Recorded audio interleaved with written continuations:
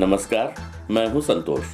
City news van Rewa की सांध्यकालीन समाचार सेवा में आपका स्वागत है। प्रस्तुत हैं आज की मुख्य खबरें। भव्य होगा 74वां गणतंत्र दिवस समारोह, फाइनल रिहर्सल हुई पूरी। शहर के 2 स्थानों में हुई चाकूबाजी से मची सनसनी। तीर्थ यात्रियों को लेकर द्वारिका के लिए रवाना हुई ट्रेन, यात्रियों में दिखा हर्ष का माहौल। खबरें अब विस्तार से। द्वारिकाधीश के लिए तीर्थ यात्रियों की ट्रेन को हरी झंडी दिखाकर किया गया रवाना। कलेक्टर, एसपी सहित नगर निगम परिषद के अध्यक्ष रहे मौजूद। तीर्थ यात्रियों में दिखा हर्ष का माहौल। आपको बता दें, मुख्यमंत्री तीर्थ दर्शन योजना के तहत आज तीर्थ यात्रियों का दल द्वारिकाधीश के लिए रवाना हो चुका है। रीवा रेलवे स्टेशन से तीर्थ यात्रियों की ट्रेन को नगर निगम परिषद अध्यक्ष वेंकटेश पांडे एवं प्रशासनिक अधिकारियों की मौजूदगी में रवाना किया गया। इस वर्ष तीर्थ यात्रा के लिए रीवा जिले से 275 तीर्थ यात्री द्वारिकाधीश के लिए रवाना हुए हैं। तीर्थ यात्रियों के लिए ट्रेन में सारी सुविधाएं उपलब्ध कराई गई हैं। ट्रेन को रवाना करने से पहले कलेक्टर मनोज पुष्प व एसपी नवनीत भसीन के द्वारा तीर्थ यात्रियों से चर्चा भी की गई। इस वर्ष तीर्थ यात्रियों के लिए सभी प्रकार की सुविधाएं उपलब्ध कराई गई हैं, जिससे उन्हें किसी तरह की तकलीफ ना हो। कलेक्टर मनोज पुष्प ने बताया कि सबसे पहले सुरक्षा, स्वास्थ्य और उन आवश्यक वस्तुओं का ध्यान रखा गया है जो तीर्थ यात्रियों के लिए अति आवश्यक होती है। ट्रेन रवाना होने से पहले लोगों को कुछ आवश्यक वस्तुएं भी वितरित की गई, जिसका स्टॉल प्लेटफॉर्म पर ही लगाया गया था। आपको बता दें कि मुख्यमंत्री तीर्थ दर्शन योजना अंतर्गत प्रत्येक वर्ष लोगों को निःशुल्क तीर्थ यात्रा कराई जाती है। आइए सुनते हैं तीर्थ यात्रियों सहित नगर निगम परिषद अध्यक्ष वेंकटेश पांडे एवं कलेक्टर मनोज पुष्प से प्राप्त जानकारी के अंश। मैं अनंतपुर से आई हूँ। मुख्यमंत्री साहब मुझे लोग को दर्शन करा रहे हैं, बहुत अच्छा महसूस कर रहे हैं। उनका धन्यवाद, बहुत बहुत धन्यवाद मुख्यमंत्री साहब। क्या नाम है? संतोष मिश्रा। बताइए, आप तीर्थ यात्रा में जाने कैसा लग रहा है? बहुत अच्छा लग रहा है। इतनी खुशी है कि अब क्या बताएं। कहाँ से आपको ये जानकारी मिली कि तीर्थ यात्रा हम की पेपर में पढ़े हैं। पेपर में पढ़े तो निकला था एक तीर्थ यात्रा बस या पत्रिका में कि जा रही है यात्रा गाड़ी, तो जल्दी से फिर भरवाएं, कहें भर दो, हम लोग भी चले जाएं, शायद हो जाए, भगवान की द्वारकाधीश की कृपा हो जाए तो हो ही गया। तो मुख्यमंत्री जी को आप कुछ कहना चाहेंगे? मुख्यमंत्री जी को धन्यवाद कहते हैं। वो अपने मामा जी हैं, वो सबके, वो तो बहुत अच्छा काम किए मामा जी, और उनकी मंगलमय, उनको मैं 2023 मंगलमय हो कामना करती हूँ कि सदा सुख रहे और खुश रहे उनका। क्या नाम है? मेरा नाम विज्ञानी पांडे है। मुख्यमंत्री तीर्थ दर्शन योजना के तहत आज काफ़ी श्रद्धालुओं को यहाँ से द्वारिकाधीश भेजा जा रहा है। आज हम सब लोगों ने उनका फूल माले से स्वागत किया।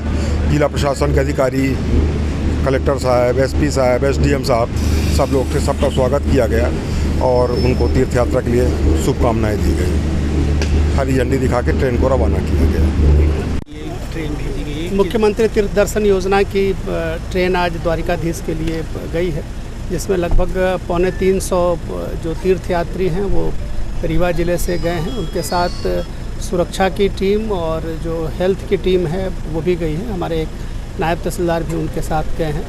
उनके सहयोग के लिए पूरी टीम गई है यहाँ से, और जो आवश्यक ज़रूरत की चीज़ें हैं वो भी उनके साथ है। रास्ते में उन्हें कोई तकलीफ़ नहीं हो, इसका पूरा इंतज़ाम किया गया है। पिछली बार तिरुपति एक ट्रेन गई थी, लोग बड़े प्रसन्न होकर लौटे थे, और इस बार भी द्वारिकाधीश के लिए यात्रा जारी, जिसमें ज़िले के सभी इलाकों से लोगों को भेजा जा रहा है। इस तरह के आयोजन से लगभग 350 लोग रीवा ज़िले से इसमें शामिल हुए हैं, और विशेषकर बुज़ुर्ग लोगों को इसमें काफ़ी आनंद की अनुभूति हो रही है।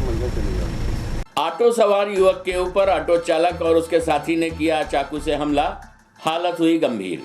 चौराटा थाना क्षेत्र के रेलवे मोड़ के पास हुई घटना, घायल युवक की हालत है गंभीर। आपको बता दें कि रीवा के चौराटा थाना क्षेत्र में रात तकरीबन 9 बजे ऑटो सवार युवक के ऊपर ऑटो चालक और उसके साथी ने चाकू से जानलेवा हमला कर दिया। चाकू के हमले में घायल युवक की आंतें बाहर आ गई। गंभीर रूप से घायल युवक को उपचार के लिए संजय गांधी अस्पताल में भर्ती कराया गया है। घायल युवक योगेश सिंह सेमरिया थाना क्षेत्र के बहलिया गांव का निवासी है, जो अपने एक साथी सोनू सिंह के साथ रेलवे स्टेशन औरंगाबाद कामकाज की तलाश में जा रहे थे। प्रत्यक्षदर्शी सोनू सिंह का कहना है कि दोनों ही ऑटो में सवार थे और ऑटो चालक के साथ ही उसका एक साथी भी ऑटो में बैठा हुआ था। किसी बात को लेकर घायल युवक से ऑटो चालक के साथी की बहस हो गई, तभी उसने योगेश के ऊपर चाकू से जानलेवा हमला कर दिया। इस पूरे घटनाक्रम को लेकर पुलिस भी पसोपेश में है, क्योंकि घायल युवक योगेश सिंह का साथी सोनू सिंह भी काफी नशे में है, जिसका कहना है कि दोनों ने कबाड़ी मोहल्ले के समीप शराब पी थी। इसके बाद वो ऑटो में सवार होकर रेलवे स्टेशन की ओर निकले थे। वहीं आपको बता दें कि एक ही ऑटो में सवार होकर योगेश सिंह के ऊपर चाकू से जानलेवा हमला किया गया, लेकिन उसी ऑटो में सवार सोनू सिंह को ये नहीं पता कि आखिर घटना को अंजाम क्यों दिया गया। घायल युवक के साथी के इस बयान से पुलिस भी इत्तेफाक नहीं रखती, लिहाजा मामले को गंभीरता से लेते हुए पुलिस घटनास्थल सहित आसपास से जानकारी जुटाने में लगी हुई है। प्रस्तुत है घटना के संबंध में परिजन सहित थाना प्रभारी अवनीश पांडे से प्राप्त जानकारी के अंश। राज बहादुर सिंह है। घटना ये रेलवे से जा रहे थे बाहर कमाने के लिए औरंगाबाद, तो इन्होंने बताया कि ऑटो वाला चाकू मार दिया इनको। कौन ऑटो वाला, क्या नाम? अब ऑटो वाला मुझे तो नहीं पता, शायद उनको भी नहीं पता कौन है। इतनी ऑटो चलती हैं, कैसे बता सकते हैं कौन है। नंबर घटना रेलवे स्टेशन के बाहर। कितने लोग मारे हैं? बस एक ही है, इन्हीं बस को लगा। हाँ, अब ये वो ऑटो वाला ही मार के गया जो चलाता था, ड्राइवर। यही बस एक ही क्या नाम है? है, योगेश सिंह नाम है। कहाँ के हैं? ये बहेरिया गांव के रहने वाले हैं। किस थाना अंतर्गत? ये थाना सिमरिया के अंतर्गत रहते हैं। औरंगाबाद जा रहे थे, औरंगाबाद में काम करते हैं चटाई प्लांट में। ऑटो ये कबाड़ी मोहल्ला है जो। ऑटो वाले ने ही चक्कू मारा? हाँ, ऑटो वाले ने ही चक्कू मारा, ऐसा इन्होंने बताया है। आपका नाम क्या है? जी, मेरा नाम राज बहादुर सिंह आप कहाँ के रहने वाले हैं? जी, हम भी बहरिया के रहे। मोहल्ला से बैठे थे। कहाँ जाना था? ये औरंगाबाद, ये रीवा रिकॉर्ड को पकड़ना था। रीवा रिकॉर्ड, नीचे का है। रीवा रिकॉर्ड गाड़ी पकड़ना था। हाँ। ये ऑटो वाले ऐसे घुमा के लिया, मार दिया चाकू उसके बगल। तो कबाड़ी मोहल्ले में क्या किए थे? दारू पिए थे आप लोग? दारू उसके घर में पिए थे, उसके मौसिया के घर में। किसके घर में? ये मालिक के घर में। क्या नाम उनका? उनका योगेश सिंह नाम है, उसका मालिक नाम है। किसके घर में बैठे? नहीं, जिसको चाकू लगा उसका क्या नाम है? योगेश सिंह। आपका? सोनू सिंह, विजय सिंह नाम। कहाँ जा रहे थे आप लोग? औरंगाबाद काहे के लिए? कमाने। कमाने जा रहे थे। हाँ। कहाँ घर है आपका? मेरा घर है उलाई कलम, उसका घर है ये क्या नाम है, बीड़ा से मरिया। बीड़ा से मरिया? घटना कहाँ की है? घटना ये रेबे का है। रेलवे मोड़ की? हाँ। कौन मारा है? ये ऑटो वाला मारा। फरियादी अभी कुछ बोल नहीं रहा है, उसके नाक में कुछ नली लगी है। तो घटना क्या है, कैसे है, इसके बारे में अभी कुछ नहीं बता पाऊँगा। फरियादी से बात हो जाए उसके बाद मैं आपको बताता हूँ क्या घटना है। अभी चिकित्सकों ने मुझे कुछ नहीं बताया, जब एलसी रिपोर्ट दे देंगे तो मैं बता दूँगा आपको देख के। ये गंभीर है क्या सर? नहीं, अभी तो इशारों से बात कर रहा है, लेकिन मैं समझ नहीं पा रहा हूँ क्या कहना चाह रहा है। ट्रीटमेंट क्या चल रहा है सर? ये डॉक्टरों से पूछो यार तुम। नशे के सौदागरों ने युवक को बंधक बनाकर किया चाकू से हमला, हालत गंभीर। सिटी कोतवाली थाना क्षेत्र के धुबिया टंकी स्थित कोरियान मोहल्ले में बीती रात हुई घटना। मौके पर भारी पुलिस बल पहुंचा। आपको बता दें कि नशे के सौदागरों ने एक युवक को बंधक बनाकर उसके ऊपर चाकू से ताबड़तोड़ प्रहार कर दिया, जिससे वो गंभीर रूप से घायल हो गया। घायल युवक को उपचार के लिए संजय गांधी अस्पताल में भर्ती कराया गया। शहर के बीचों बीच हुई चाकूबाजी की घटना की जानकारी मिलते ही भारी पुलिस बल मौके पर पहुंचा, जहां से कुछ आरोपियों को गिरफ्तार कर लिया गया है। घटना के संबंध में जानकारी देते हुए घायल युवक राहुल साकेत के परिजनों ने बताया कि वो बीती रात तकरीबन 9 बजे चिरौला मंदिर से अपने घर की ओर जा रहा था, तभी आरोपी चिंगा साकेत नामक युवक अपने साथियों के साथ मिलकर राहुल को बंधक बना लिया। आरोपियों ने एक साथ मिलकर राहुल को अपने घर के अंदर ले गए और उसके ऊपर चाकू से ताबड़तोड़ हमला कर दिया। घटना के संबंध में जो जानकारी सामने आ रही है उसमें यह बताया जा रहा है कि आरोपी और घायल के बीच पुराना विवाद चल रहा था, जिसे लेकर बीती रात आरोपियों ने उस पर हमला कर दिया। घटना के सभी पहलुओं को देखते हुए पुलिस अन्य आरोपियों की तलाश कर रही है। आइए सुनते हैं घायल की बहन से प्राप्त जानकारी के अंश। क्या घटना हुई है? मेरा भाई चिरौला मंदिर से आ रहा था घर, उस गली से गुजरा और उसे पेड़ कर मारे। कौन लोग मारे हैं? उसके बाप का नाम है मुन्ना प्रजापति, लड़के का नाम चिंगा है और आगे क्या नाम है उसको चिंगा ही चिंगा जानते हैं। मेरे भाई का नाम राहुल साकेत। पिताजी क्या नाम है? स्वर्गीय गणेश साहब। कहाँ रहती हैं बेटा? धोबिया टंकी। लोहे टंकी में मारपीट किस बात को लेकर हुई है? हम लोग को भी नहीं पता, वो चिरौड़ा मंदिर से घर जा रहा था। अभी नहीं पता किस बात को लेकर मारे? हमको नहीं पता, जब वो हल्ला होने लगा तो वहाँ लड़ाई हुई है, मारे हैं राउत भाई को, मेरे मारे हैं, तब हम लोग पहुँचे हैं। कहाँ की घटना है ये धोबिया टंकी के गवर्नमेंट स्कूल के सामने कुरियान मोहल्ला की घटना है बेटा? ये 9 बजे की बात है। थाना में शिकायत दर्ज हो गई है? मम्मी लोग गई हैं। वो जो लोग मारपीट किया उन्हें कोई पकड़ गया कि नहीं पकड़ गया? नहीं, कोई नहीं पकड़। प्रस्तुत है रीवा से Prakhar Gupta, bureau report public vibe. भव्य होगा इस बार 74वां गणतंत्र दिवस समारोह। कोरोना की पाबंदियां खत्म होने के बाद आयोजित होंगे विभिन्न कार्यक्रम। रीवा में गणतंत्र दिवस पर एसएएफ ग्राउंड में परेड की फुल ड्रेस फाइनल रिहर्सल का कलेक्टर एसपी ने किया मुआयना। आपको बता दें कि विधानसभा अध्यक्ष करेंगे ध्वजारोहण, लेंगे परेड की सलामी, आयोजित होंगे कई सांस्कृतिक कार्यक्रम। आपको बता दें कि 2 वर्ष बाद कोविड-19 की पाबंदियां खत्म हुई हैं, जिसके बाद गणतंत्र दिवस की 74वीं वर्षगांठ गुरुवार को रीवा में भी हर्षोल्लास एवं धूमधाम तथा गरिमामय ढंग से मनाई जाएगी। मुख्य समारोह 26 जनवरी को रीवा के एसएफ मैदान में सुबह 9 बजे से आयोजित होगा। गणतंत्र दिवस समारोह में निकलने वाली संयुक्त परेड का अंतिम अभ्यास मंगलवार को एसएएफ मैदान पे किया गया। इस दौरान कलेक्टर ने परेड रिहर्सल एवं समारोह की व्यवस्थाओं का जायजा लिया। फाइनल रिहर्सल के दौरान प्रतीक स्वरूप एसडीएम अनुराग तिवारी ने मुख्य अतिथि की भूमिका निभाई और ध्वजारोहण कर परेड की सलामी भी ली। आपको बता दें कि 2 वर्ष बाद कोरोना से जुड़ी सभी पाबंदियां समाप्त हो चुकी हैं, जिसको लेकर इस बार गणतंत्र दिवस समारोह को भव्य बनाया जाना है, जिसमें विभिन्न प्रकार की शासन की योजनाओं से जुड़ी झांकियां निकाली जाएंगी। 1000 से अधिक बच्चे सामूहिक व्यायाम करेंगे एवं विभिन्न सांस्कृतिक कार्यक्रम भी आयोजित होंगे। तत्पश्चात उत्कृष्ट कार्य करने वाले अधिकारी, कर्मचारी, छात्रों को मुख्य अतिथि के द्वारा सम्मानित व पुरस्कृत किया जाएगा। रिहर्सल कार्यक्रम के दौरान collector Manoj Pushp, SP Navneet Bhasin, SDM Shailendra Singh, SP Anil Sonkar, Vivek Lal, जिला शिक्षा अधिकारी जीपी उपाध्याय, एसडीएम अनुराग तिवारी, तहसीलदार यतीश शुक्ला, अन्य संबंधित अधिकारी एवं कर्मचारी, स्कूल के शिक्षक एवं छात्रगण उपस्थित रहे। प्रस्तुत है एक झलकी सहित कलेक्टर रीवा मनोज पुष्प से प्राप्त जानकारी के अंश। 2 वर्ष बाद कोरोना के पूरे भव्य समारोह आयोजित होना है, किस तरह की पूरी तैयारियां सर? गणतंत्र दिवस का समारोह पूरे गरिमा के साथ और हर्षोल्लास के साथ मनाया जा रहा है। जैसा आपने कहा है सही है, कोरोना के कारण हम लोग फुल फ्लेज्ड समारोह कई बार नहीं मना पाए हैं, लेकिन इस बार काफ़ी उत्साह है और मौसम भी बहुत अच्छा हो गया है। बच्चों में, बड़ों में, सभी में उत्साह है और हम लोगों ने इसलिए विशेष व्यवस्थाएं भी की है ताकि जो लोग यहाँ पे कार्यक्रम देखने के लिए आ रहे हैं, पार्टिसिपेट करने के लिए आ रहे हैं, परफॉर्म कर रहे हैं, परेड कर रहे हैं, उन सबको बेहतर फील हो और सभी के साथ मिलकर पूरे ज़िले में गणतंत्र दिवस का समारोह बहुत ही भव्य तरीके से मनाया जा रहा है और सभी जगह उसकी अच्छी तैयारियाँ हो रही हैं। नई व्यवस्था की जा रही है, सुरक्षित धूप बरसात, ये परमानेंट व्यवस्था हो जाएगी इससे, क्योंकि 26 जनवरी में तो कम, लेकिन कई बार 15 अगस्त के कार्यक्रम में बारिश अगर हो जाती थी तो तकलीफ़ हुआ करती थी।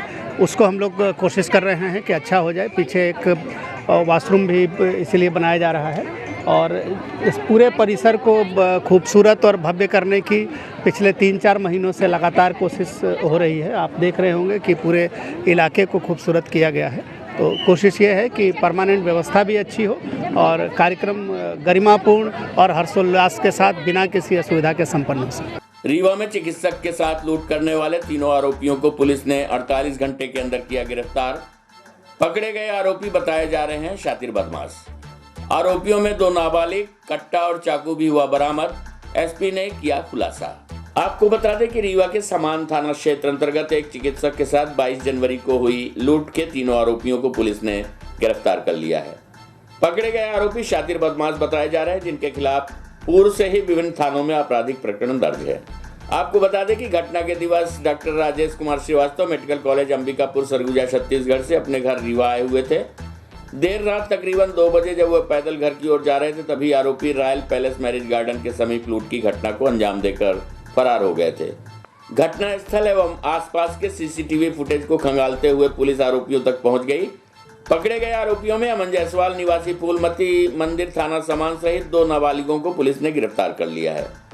पकड़े गए आरोपियों के पास से घटना में उपयोग किए गए चाकू सहित एक कट्टा भी बरामद किया गया है, जो आरोपी अपने साथ रखकर चलते थे। आरोपियों के पास से पुलिस ने वो सारा सामान भी बरामद कर लिया जिसे आरोपियों ने चिकित्सक से लूटा था। बताया जा रहा है कि तीनों आरोपी नए बस स्टैंड में खलासी के रूप में काम भी करते थे। इस दौरान आरोपियों ने कई घटनाओं को अंजाम दिया है। पुलिस के हाथ लगे तीनों आरोपियों से अब अन्य मामलों के संबंध में भी पूछताछ की जा रही है। इस घटना के संबंध में पुलिस कंट्रोल रूम में एसपी नवनीत भसीन द्वारा पूरे मामले का खुलासा किया गया। प्रस्तुत है जानकारी के अंश। थाना समान क्षेत्र में एक घटना रात को 2 बजे घटित हुई थी परसों। घटना के पश्चात से ही सीएसपी रीवा के नेतृत्व में पूरी टीम लगी हुई थी। इसके पश्चात इन्होंने साइबर सेल का भी सहयोग लिया और मुखबिर तंत्र को भी सक्रिय किया, जिसके चलते मात्र 2 दिन के अंदर ही तीनों आरोपीगण और लूटा गया पूरा सामान बरामद हुआ है। डॉक्टर साहब से जिनके साथ घटना हुई थी उनको भी जानकारी दी गई है। इस घटना की ट्रेस हो गई है और अभी हम लोग इन आरोपियों से पूछताछ कर रहे हैं। इनमें चूंकि 2 लोग अभी अवयस्क हैं तो उनका नाम आपको नहीं दिया गया है और जो एक वयस्क है उसका रिकॉर्ड निकलवाया जा रहा है। अन्य थाना क्षेत्रों में क्या है उसके बारे में रिकॉर्ड है। विवादों में ललितपुर सिंगरौली रेल परियोजना, नौकरी के लिए ट्रायल इंजन के सामने पटरी पर लेट गए किसान, 15 दिनों से प्रभावित हैं काम। आपको बता दें कि ललितपुर सिंगरौली रेल परियोजना के अंतर्गत जिले के गोविंदगढ़ इलाके में बिछ रही रेलवे लाइन को लेकर अब एक बार फिर विवाद शुरू हो गया है, जिसके चलते किसानों ने आज ट्रायल इंजन के सामने पटरी पर लेटकर विरोध जाहिर किया। बताया जा रहा है कि रेलवे विभाग के द्वारा ललितपुर सिंगरौली रेल परियोजना के तहत किसानों की जमीन को अधिग्रहित किया गया, परंतु अधिग्रहित की गई जमीन की ना ही उन्हें कोई मुआवजा राशि दी गई और ना ही नौकरी दी गई, जिसको लेकर किसान विगत 15 दिनों से आंदोलनरत है और रेल परियोजना का काम भी 15 दिनों से अधर पर लटका हुआ है। दरअसल ललितपुर सिंगरौली रेल परियोजना के तहत रीवा रेलवे स्टेशन से आगे गोविंदगढ़ और फिर सीधी जिले को जोड़ने वाली एक रेलवे टनल का निर्माण किया गया है, जिसके लिए रेलवे विभाग ने किसानों की जमीन को अधिग्रहित किया, परंतु जमीन अधिग्रहित के बावजूद किसानों को किसी प्रकार की मुआवजा राशि नहीं दी गई है। वहीं किसानों की माने तो रेलवे के द्वारा जमीन अधिग्रहण के दौरान नौकरी दे जाने का वादा भी किया गया था, परंतु प्रशासन ने इस पर भी किसी प्रकार का अमल नहीं किया, जिसको लेकर अब किसान आंदोलनरत हो गए हैं और विगत 15 दिनों से रेलवे विभाग के खिलाफ किसानों का अनशन जारी है। और इसी कड़ी में आज किसानों के द्वारा ट्रायल इंजन के सामने पटरी पर लेटकर विरोध प्रदर्शन भी किया गया। जानकारी के मुताबिक रीवा जिले के गोविंदगढ़ इलाके में रहने वाले तमाम किसान विगत 15 दिनों से आंदोलनरत हैं, जिसके लिए उन्होंने धरना प्रदर्शन शुरू किया है और यही वजह है कि रेलवे के द्वारा बिछाई जा रही रेल लाइन का काम भी विगत 15 दिनों से प्रभावित है और रेल विभाग रेल लाइन बिछाने के कार्य को पूरा नहीं कर पा रहा है। वहीं आंदोलनरत किसानों के द्वारा आज ट्रायल इंजन के सामने पटरी पर लेटकर विरोध प्रदर्शन भी किया गया। प्रस्तुत है किसान नेता सुब्रत मणि तिवारी से प्राप्त जानकारी के अंश। माननीय प्रधानमंत्री जी से, माननीय सुप्रीम कोर्ट के अपने न्यायाधीश महोदय जी से और महामहिम राष्ट्रपति जी से मांग करना चाह रहा हूं कि Rewa Sidhi Singrauli rail line, Satna Panna rail line जो कि ललितपुर सिंगरौली रेल लाइन के अंतर्गत आती है, उसमें जितने भी किसान प्रभावित हैं, जहां से ट्रेन की पटरियां गई हैं, सब बच्चों को रोजगार दिया जाए। आप कहते हो कि 2019 के बाद बच्चों को रोजगार नहीं दिया जाएगा, तो आप रीवा सिंगरौली रेल लाइन की आधारशिला कब रखी गई थी देख लीजिए। 2011 में इधर गोविंदगढ़ से लेके माड़ावा, वैंसा, पड़ोखर, बैशा, रीवा क्षेत्र, रीवा विधानसभा और गुड़ विधानसभा क्षेत्र के किसानों की यहाँ की जमीन अधिग्रहित हुई थी, जहाँ पे आज आप यहाँ हैं। हमारे यहाँ के माननीय विधायक रीवा, माननीय सांसद जी सब ट्रेन चलाने की बात करते हैं। आप ये देख सकते हैं, ये रेलवे का लेटर है, ये रेलवे विभाग ने हमें लेटर दिया, लगातार ये वादा खिलाफी करते रहे, महाप्रबंधक का घेराव किया, उसके बाद लेटर जारी हुआ कि रेलवे की वेबसाइट में अपलोड कर दिया गया है। ये आप देख सकते हैं, ये समय सारणी है रेलवे की समय सारणी है कि Rewa Singrauli rail line, Satna Panna rail line, इस तारीख तक सब बच्चों को नियुक्ति, दस्तावेजों का सत्यापन, मेडिकल सब कुछ हो जाएगा, लेकिन आज तक नहीं हुआ। आप सोच सकते हैं ये प्रजातंत्र है कि तानाशाही है। हम अपने रीवा विधायक जी से और संसद जी से कहते हैं, संसद जी आप भी ये रेलवे की पश्चिम मध्य रेलवे की वेबसाइट में अपलोड है, इसको पढ़ लीजिए, न्याय करिए। रेलवे अगर वादा खिलाफी 420 रेलवे कर रहा किसानों के साथ, आप सोच सकते हैं 10 साल से इन्होंने जमीनों के अधिग्रहण किया, उसके बाद पटरियां डल गई, मिट्टी डल गई और पटरियां डल गई, अब ये रेल चलाने लगे, लेकिन किसानों के बच्चों को वो भी ट्रैक मैन का रोजगार नहीं दे पाए। हम तो इन शर्मिंदा हैं और ऐसा प्रजातंत्र क्या सोचा होगा वीर शहीदों ने जो ये प्रजातंत्र की दुहाई कर रहे हैं। आपके चैनल के माध्यम से मैं पुनः जिला प्रशासन से और अपने माननीय सांसद, विधायक और रेल मंत्री, प्रधानमंत्री से मांग करते हैं कि किसानों के सभी बच्चों को रेलवे में रोजगार आप दे दीजिए, जिनका भी भूमिका अधिग्रहण किया गया है, अन्यथा ट्रेन नहीं चलने देगी या कि फिर किसानों की सबकी हत्या करवा दीजिए। आज की खबरों में बस इतना ही। कल हम फिर मिलेंगे कुछ नई खबरों के साथ। तब तक के लिए हमें इजाजत दीजिए। नमस्कार।